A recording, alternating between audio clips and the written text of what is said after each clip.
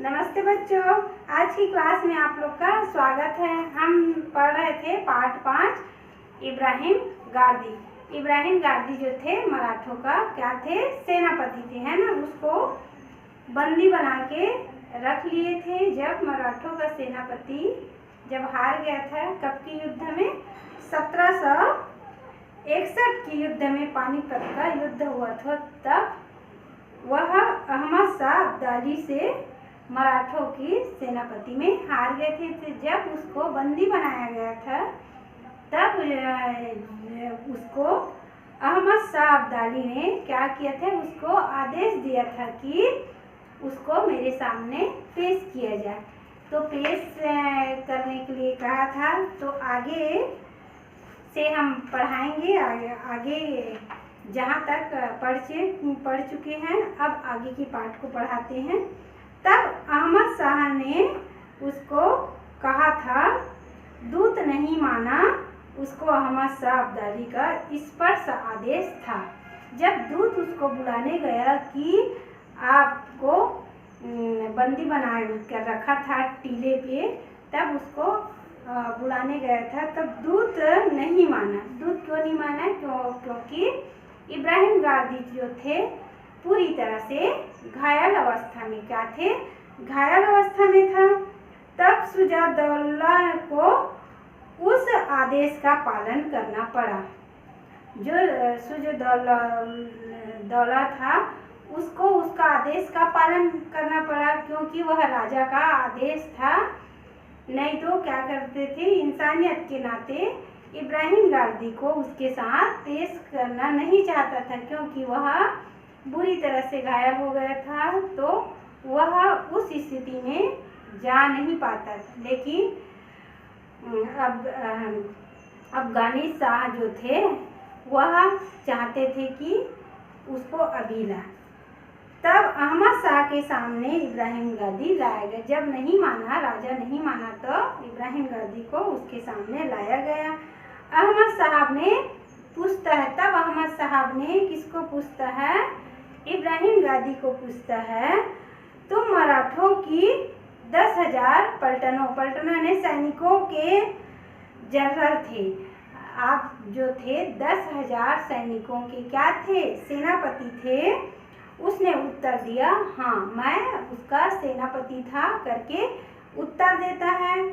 पहले तुम फ्रांसीसी के नौकर थे। फिर पूछता है, जब उसके सामने पेश करता है राजा के सामने, तब उसको पूछता है कि तुम फ्रांसीसी के नौकर थे। तब भी इब्राहिम गारदी बोलते थे, हाँ मैं उसका नौकर था। फिर हैदराबाद के निजाज के यहाँ नौकर हुए। उसके बाद पूछता है कि तुम हैदराबाद के निजाम के यहाँ नौकर थे। तो भी बोलता है इब्राहिम गारदी, सही है, हाँ मैं उसके यहाँ नौकर थे।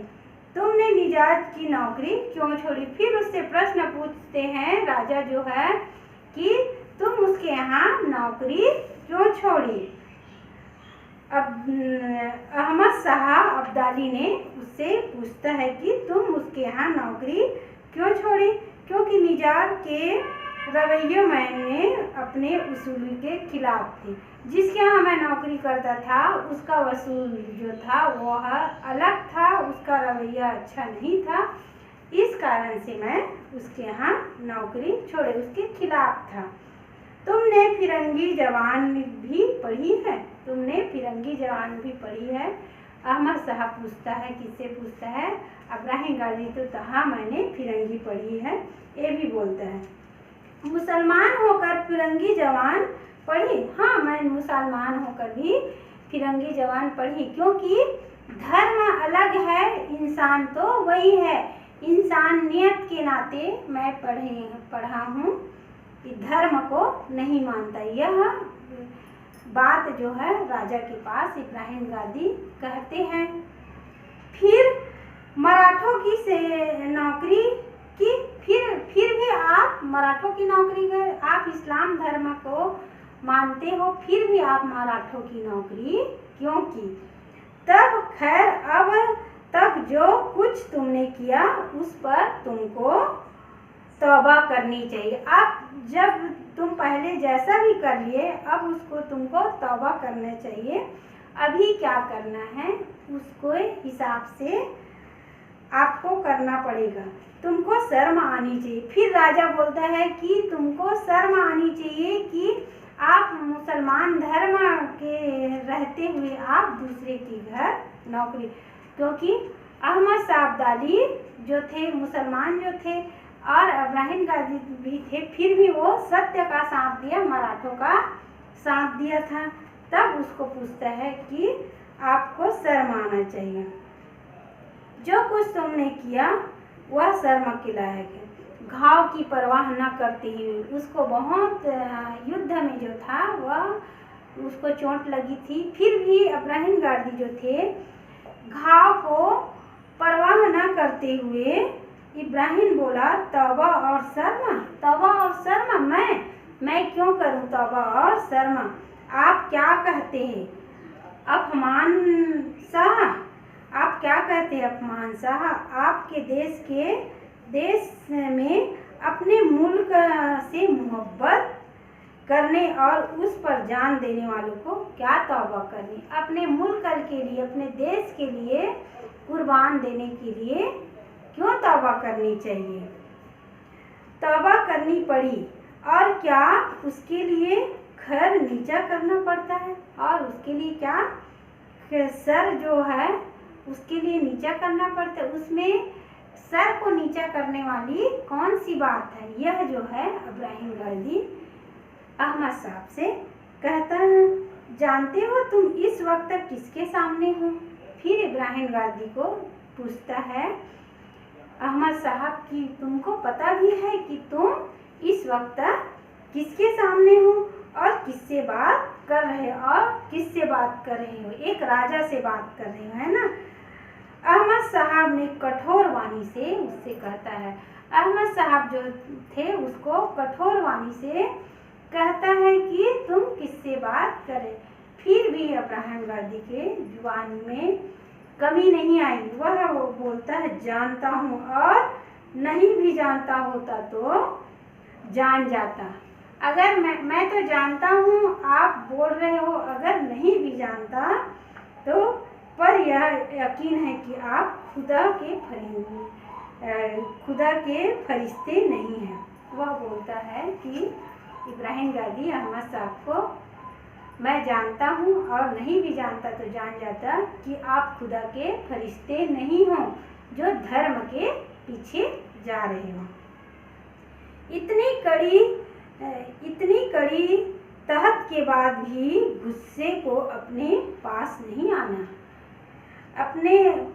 आना चाहते थे। मुझे ताज्जुब है मुसलमान होकर तुमने अपनी जिंदगी को इस तरह बिगाड़ा।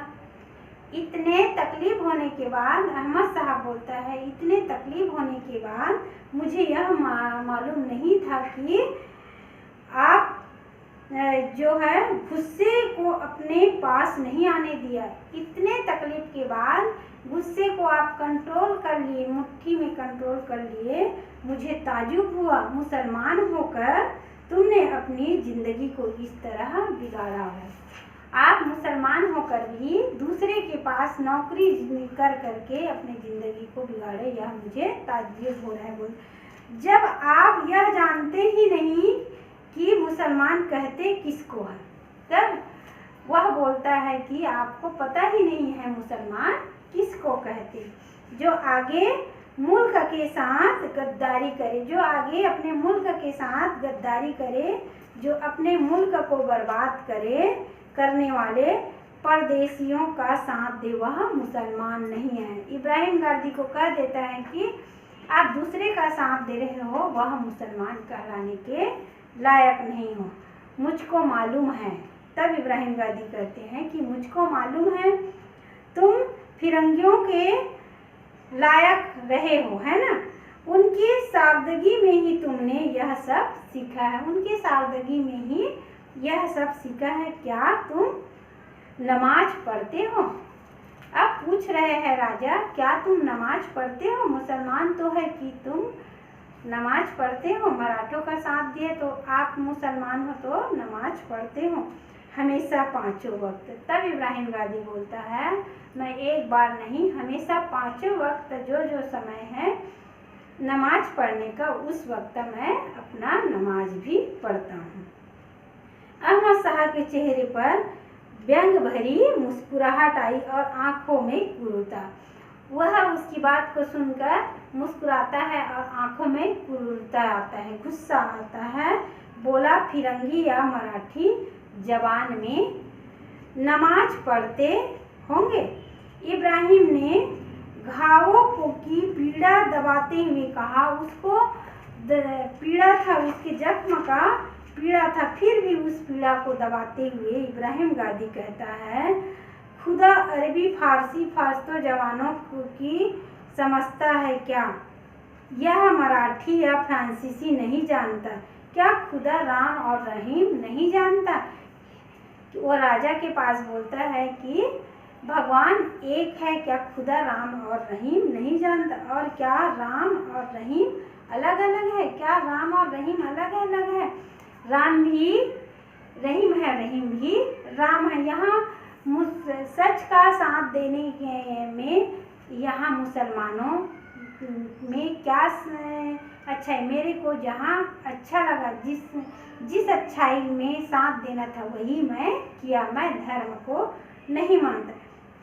अहमद साहब का चेहरा क्रोध से तमतमा उठा। यह इब्राहिम गादी क्या यह बात सुनकर जो है अहमद साहब का चेहरा क्रोध से तमतमा उठा। बोला, क्या कुछ अक्ल है? तौबा करो, नहीं तो मैं टुकड़े टुकड़े। उसको क्रोध आया और बोलता है, तुम्हारे पास कुछ अक्ल है? नहीं तो मैं आपके टुकड़े टुकड़े कर देता। मेरे इस तन के टुकड़े टुकड़े हो जाने से रूह के टुकड़े तो नहीं होंगे। तब इब्राहिम गादी फिर बोलता है कि अगर मेरे टुकड़े टुकड़े हो भी जाएगा तो मेरी रूह जो है, रोंगटे में जो इंसानियत है, उसका टुकड़ा नहीं कर पाएगा। यही बोलता। इब्राहिम गादी ने शांत किंतु दृढ़ स्वर से कहा, और इब्राहिम गादी ने शांत और दृढ़ स्वर से यह बात कहा, क्योंकि सामने वाले जब गुस्से में है एक, तो सामने वाले को भी अगर गुस्सा करेंगे तो वहाँ शांत नहीं होगा, युद्ध ही छिड़ती है ना।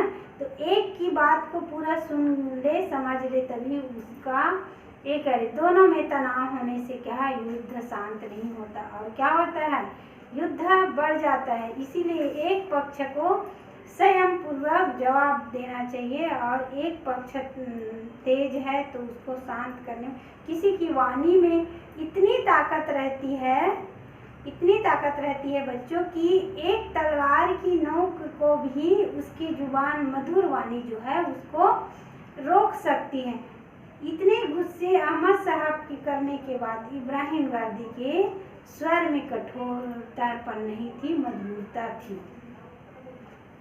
घायल इब्राहिम गादी के ठंडे स्वर अहमद साहब की क्रूरता कुछ कम हुई। फिर इब्राहिम गादी की मधुरता स्वर को सुनकर क्या हुआ, अहमद साहब की जो क्रूरता वाणी थी वह जो है शांत हुई।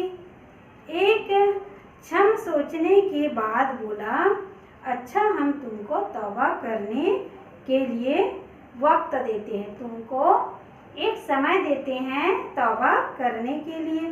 तौबा कर लो तो हम तुमको छोड़ देंगे। अगर तुमको अपनी गलती का एहसास हो जाए, तौबा कर ले उस मराठों से, तो क्या हो जाएगा, हम तुमको छोड़ दें, अपनी फौज में नौकरी भी दे देंगे। वहाँ की मराठों की सेनापति को छोड़कर क्या करो, आप तौबा कर लो, आप मुसलमान हो तो हमारे साथ रहो, और हम क्या करेंगे, आपको फौजों की नौकरी दे देंगे। यह किसने कहा, अहमद शाह ने।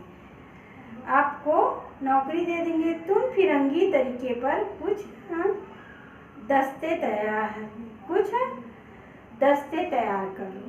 तो आपको फिरंगी के तौर पर कुछ दस्ते तैयार कर लो, और हम आपको इस नौकरी के साथ रख लेंगे।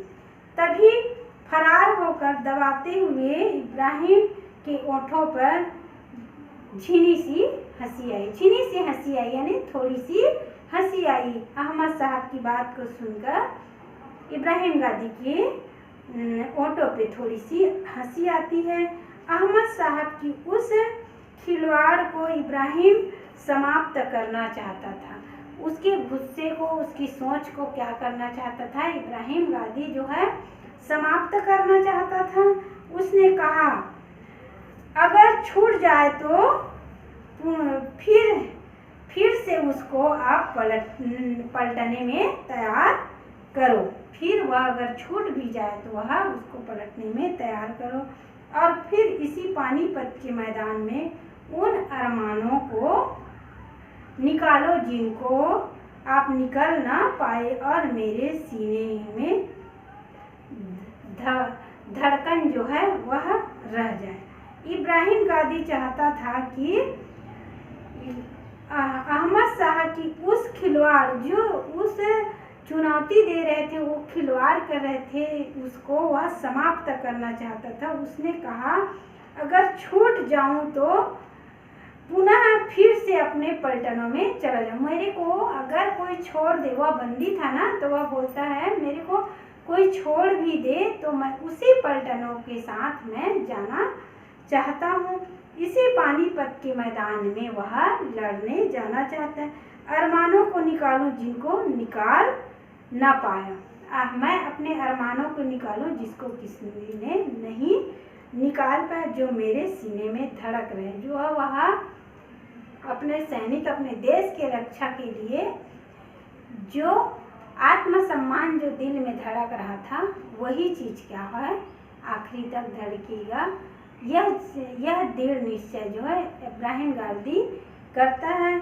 और अहमद साहब जो है उस बीच में वह देखते रहते थे, क्योंकि इब्राहिम गादी का विचार जो था, उसका सोच था, वो अपने देश के प्रति भावनाओं को लेकर वह चल रहे थे, न कि वह धर्म को लेकर अहमद शाह के साथ देने के लिए नहीं सोचता। वह क्या करता है अपने देश की रक्षा के लिए, अपने देश के साथ देने के लिए वह क्या कर रहा था, मराठों का साथ दे रहा था।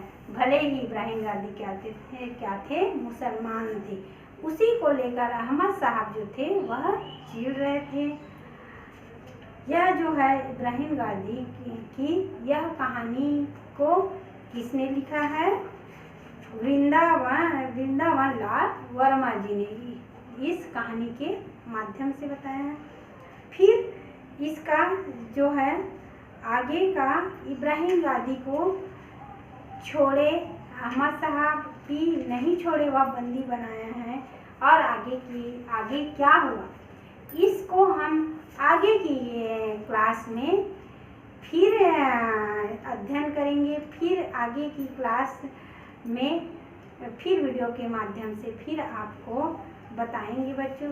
तब तक के लिए नमस्ते। अपना ध्यान रखिएगा, अच्छे से याद कीजिएगा। पार्ट 4 तक से दिखा दी थी, अब जो है पार्ट 5 का क्वेश्चन आंसर इस चैप्टर होने के बाद दिखाऊंगी। तब तक के लिए नमस्ते।